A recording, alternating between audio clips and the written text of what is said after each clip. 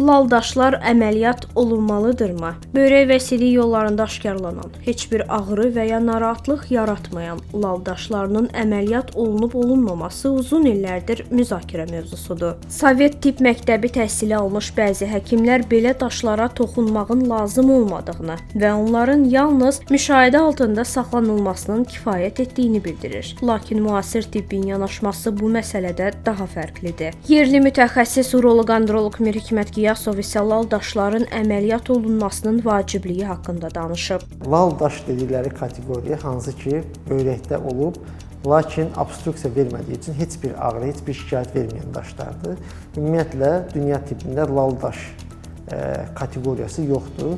Bu, sadəcə xalq dilində daşların simptom verməyən hissəsinə verilən bir addır, qeyri-rəsmi bir addır.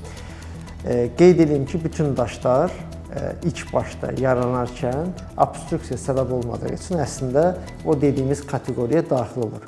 Amma istənilən lal daş əksərən günün birində gəlib kəsələyən sistemini qapatdığı üçün, obstruksiya verdiyi üçün xəstəyə kəskin ağrılar, bəzi hallarda isə daha da ağırlaşmış vəziyyətdə gəlirlər.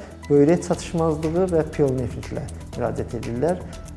Bəzən isə hətta pielonefrit daha da irəli gedir, sepsis halına gətirib çıxardır ki, bu da xəstənin həyatını təhdid edən bir halla üz-üzə qalması deməkdir.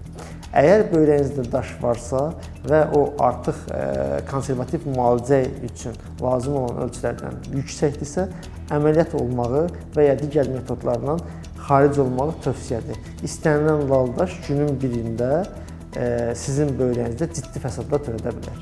Buna görə də lal daşın vaxtında xaric olması tövsiyədir.